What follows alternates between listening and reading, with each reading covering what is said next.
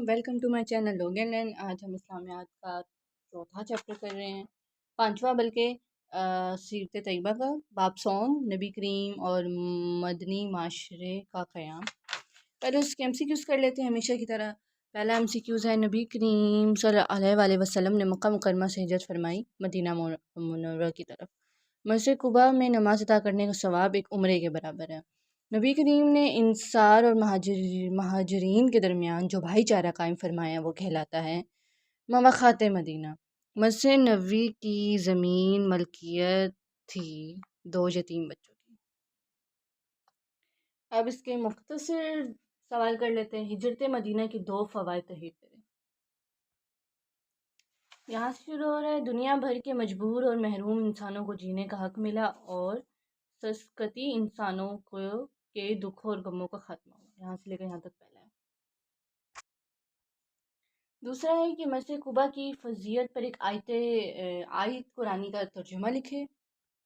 دوسرا بھی اس کے نیچے سے اسٹارٹ ہو رہا ہے، ارشاد باری تعالیٰ ترجمہ، البتہ وہ مسجد جس کی بنیاد پہلے ہی دن سے تقوی پر رکھی گئی وہ زیادہ حقدار ہے کہ آپ اس میں کھڑے ہوں۔ دوسرا یہاں سے لے کر یہاں۔ تیسرا ہے، مواخات مدینہ سے کیا مراد ہے۔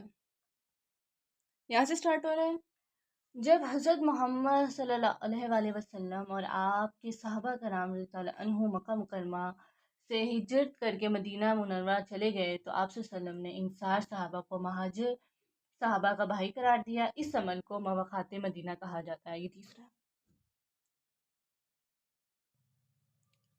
چوتھا سوال ہے، مدینہ منورہ میں مسجد کی تعمیر کیوں ضروری تھی۔ آپ نے یہیں سے لکھنا ہے، مدینہ منورہ میں مسجد کی تعمیر ضروری تھی۔ اس کے بعد ضروری تھی کہ مسجد میں صرف عبادت کے لیے ہی نہیں بلکہ مسلمان کے جمع ہونے، دین کے سیکھنے سکھانے اور امت کی اجتماعی مطلب سارے لوگ امور کے مشورے کے لیے بھی ضروری تھی۔ آخری سوال ہے ہمارا، درس گاہ صفا سے کیا مراد ہے۔ یہاں سے سٹارٹ ہو رہا ہے، نبی کریم صلی اللہ علیہ وآلہ وسلم نے مدینہ منورہ میں مسجد نبوی کے ساتھ ایک درس گاہ قائم فرمائی، اسے صفا کہا جاتا ہے۔ یہاں سے لے کر یہاں تک میں لانگ کوشچن اپلوڈ نہیں کر رہی، اگر آپ لوگوں کو چاہیے تو کمنٹ کر دیجیے گا۔ اللہ حافظ۔ کوئی غلطی ہوگی ہو تو معاف کر دیجیے گا۔